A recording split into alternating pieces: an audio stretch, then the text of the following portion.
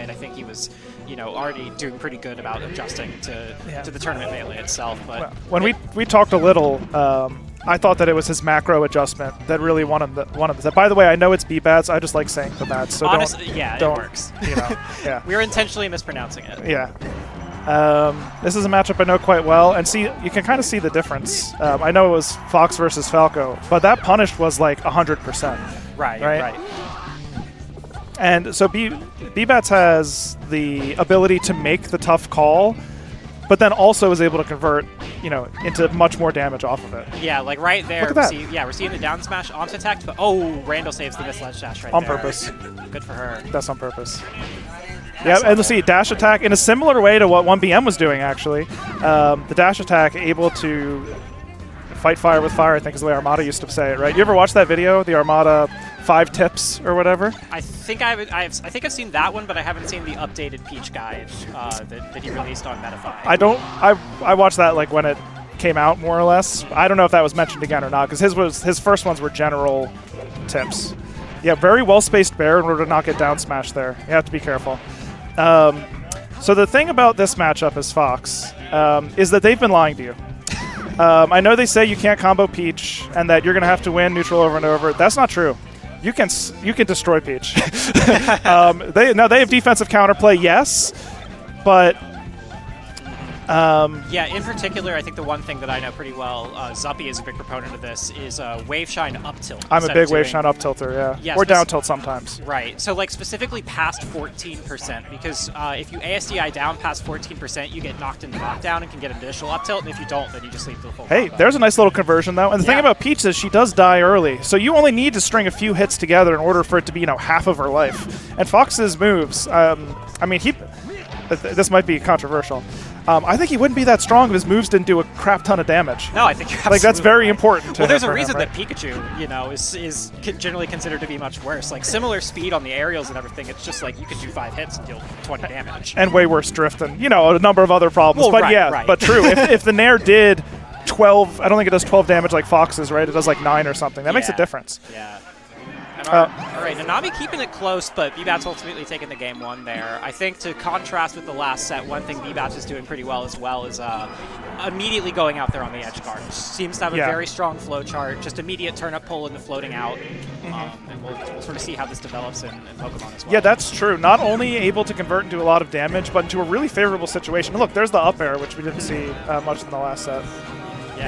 Yeah, see right there, the Nair at the higher percent, and then the up air. Yeah. So the move choice, like something I noticed, admittedly, embarrassingly late, is that move choice is the big difference between an okay player and a great one, because you can have the correct read and then just not do. And see, like right there, like he could have done shield or something, and then Fox would have just not hit him. Instead, he did down smash, and it did like 50 damage. And then got a follow-up hit for 63. Exactly. Yeah, and I mean, I think we were talking about this with 1BM as well, is that like, you can adapt to what's happening on the screen, but if your adaptation doesn't include the best choice of move to hit it, you're just causing yourself more grief by having to do more neutral interactions. Yeah, that's true. And since I think since this is a local, it's probably a more experienced audience. Yeah. I think that where style starts to come out is when you're choosing a good move, it can be for one of two things. It can either hedge your bets, so it wins a little bit versus multiple things that you notice your opponent doing, or it hard calls out one or two things and gets you a lot, right? And so you can base the difference in style is based on which of those you try to do. A little bit too ambitious on the edge guard, huh? Yeah, pulled out the turnip there and was doing the flow chart, but just read a high recovery and then Nanami went going. Got it. But this recovery, on the other hand, looks pretty set in stone. Yeah, that short hop, instant float back air at the ledge there, doing a lot of work for Bbatts right now. Yeah, I like getting a little bit of laser damage. You have to laser Peach to make them think, just so that they can't set the pace, right? Because they don't have to come at you right away, but if you show you're willing to laser every now and then, it makes them think. Like, if the match goes on like that forever, they'll be at, 1,000,000%. Right. And yeah, it's one of those things that, like, sure, you can stand your ground and not approach, but, ultimately, unless you're H-box, those lasers are doing damage. Up smash. Yeah. All right, last stock again. Mid-percent, a little bit out of CC range at this point for Fox, but still solid chance here. Hey, I gotta say, the weak aerial to up smash has really been keeping him in this game. Right. All right, another edge guard situation. Bbatts It's the wrong way, huh? Yeah, it gets the fair, but it goes the wrong way. Another chance here.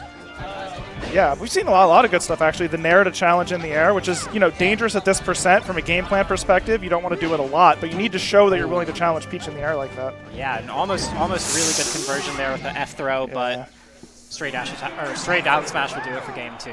Yeah, but since we are in winners semis, it's best of 5. Right. Yep. I got to tell you, the conversion, I think, was actually pretty good. Yeah, no, it was really solid. Like triple wave games. shine into a nice DI mix up on the throw. Yeah, I think the only thing, like we mentioned that wave dash up tilt as well, but that's much higher execution to hit consistently than just grabbing. Yeah, the trick with the up tilt, for any aspiring Fox mains that may hear this through the airwaves, you don't try to slight push your stick up. While you're in the wave dash lag, just slam it where you want it to go. Buffering, yeah. Yeah, exactly. You won't jump. It's, what is it, 3 frames buffering on tap jump, I think? I don't know the framing. Yeah, that sounds right to me. Yeah, so as long as you do it right away, you can almost think of it after wave shine as like a quarter circle or a tiger knee motion sort of thing. You just go straight to the position you want it to hit, and you just press A when your lag is done. So you put your stick in the appropriate position before you even get to the time you want to put the move out. Right.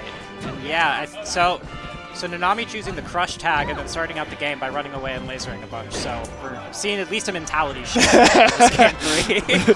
I hope we see a bunch of them tilts. Remember how good Crush was with the tilts? Oh, yeah. I was very inspired back in the day. Yeah, Crush was a generational Fox. We don't see a breed like Came that and went so fast. Yeah. A hero of the character in many ways. And honestly, you could watch some of those old Crush VODs and be like, wait a minute, he's crouch canceling. Wait, this is what people do now. That's why he was so good. Yeah. Love seeing a messenger of the future entering. Yeah, and the winner of a Dragon Duel, many Dragon Duels. 14, in fact. Yeah, all right. Nanami doing a pretty good job there, following up on the STI on the Wave Shines, but not quite getting the kill now. I found the repeated Nair Shine comedic. As though you cannot approach me. I think that part of the trick is you're sort of playing with human cognition. Yeah, recognition.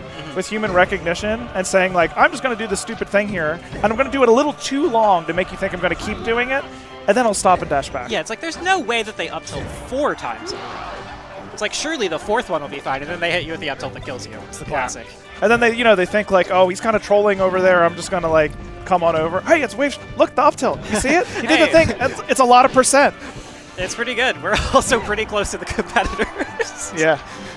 Yeah, that's okay. That's okay. They don't mind. They'll get from that position.